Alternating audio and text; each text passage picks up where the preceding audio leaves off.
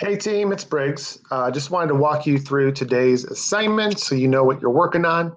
We're moving out of the slavery portion of our unit and into the Civil War portion of our unit, and that is going to start with a story called An Occurrence at Owl Creek Bridge. It's gray in here for now because it hasn't gone live yet, but for me at least, for this recording. But when you watch this, it should be live, and you've got the reading in here as well as a reading guide.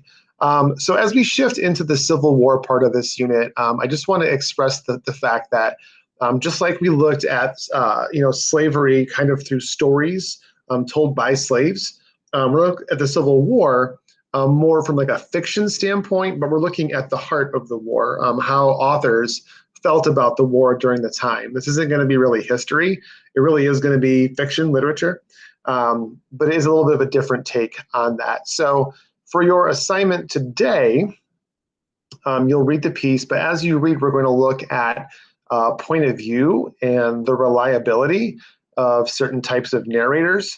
So this story is called An Occurrence at Owl Creek Bridge. Basically, it is one of those stories where it starts with something crazy happening. So in this one, there is a dude on a bridge with a noose around his neck, and they're getting ready to shove him off the bridge. That's where it starts. And usually like on a TV show or something, you'd have that kind of opening, 3 or 4 minutes of the episode, and then it cuts to the theme song, right? And then it goes back to the show, and it's like 3 months earlier, and it kind of builds up to that point. That's kind of how this works. So we start with the dude with the noose around his neck, and the story then backtracks, and it tells us how we got to that point. Okay? That's the format of the story. The questions you are going to answer focus around this. I gave you a few notes on different types of point of view. There's first person point of view. You guys know those pronouns because I've been telling you not to use them in your argumentative essays. So I, me, we, us, our, etc. There's third person point of view, which is where you are, the narrator, I should say, is removed from the story. So it's they, them, he, she, it. They use their names, David, Sally, whatever. Now, one thing to consider is that if it is third person point of view, it can be third person limited, or it can be third person omniscient. The difference is that third person limited is when we're getting only the point of view of one character. So we're still removed, we're talking about David, but the narrator only tells us what's going through David's head. Third person omniscient is where the narrator tells you kind of everything that's going on in the whole story, so you get all the characters' point of views. So the example I always give is, imagine there's like a story about a killer on the loose, and there's a detective who's trying to catch him. Third person limited would only be told through the detective's point of view, getting clues, trying to track this person down. We would have no idea who the villain was until the very, very end of the story. Whereas third person omniscient would be kind of alternating chapters where you get the detective one chapter and then the murderer the next chapter, and then back and forth until the end of the story, and you would kind of see them, plotting and planning and converging and just missing each other and whatever else. And that can be a really exciting kind of story too. So those are two kind of branches of third person point of view. I want you guys to have a look at what point of view you think is going on in this story. The second question asks, do their comments and interpretations seem reliable? And what I mean by that is when you get to the end of the story, you kind of think one thing is happening, and it turns out that something else is happening. So talk about if we can believe the narrator based on kind of what happens at the end.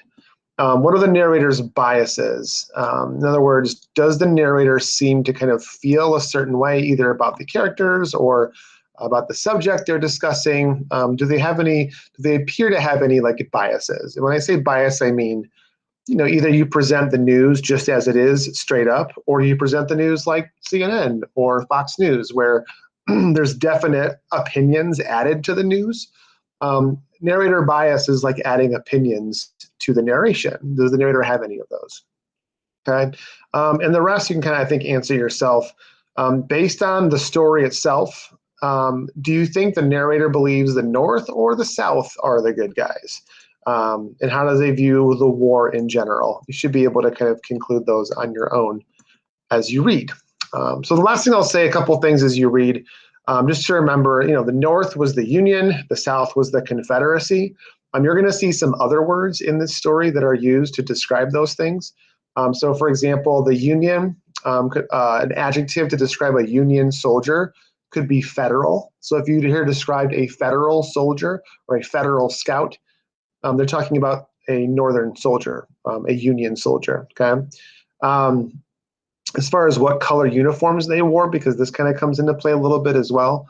The Confederacy, the South wore like a navy blue, and the Union wore dark gray. So if you see mention of those colors, it also gives you a hint of sort of who's who.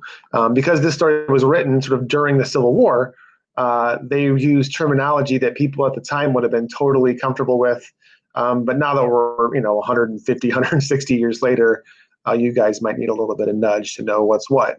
Okay, so the story is entertaining. It should be relatively easy to read. It isn't super duper long.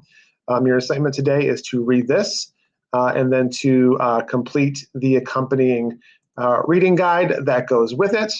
And if you should finish early and you have any makeup work to do, or you want to work on blogs or book roundups, you certainly can use the rest of the time for that. But I believe this will keep you busy for a good chunk of it. Okay. If you have questions, just drop me an email. I'll be around. And of course, I will see each of you tomorrow. Okay. Thank you very much. Good luck.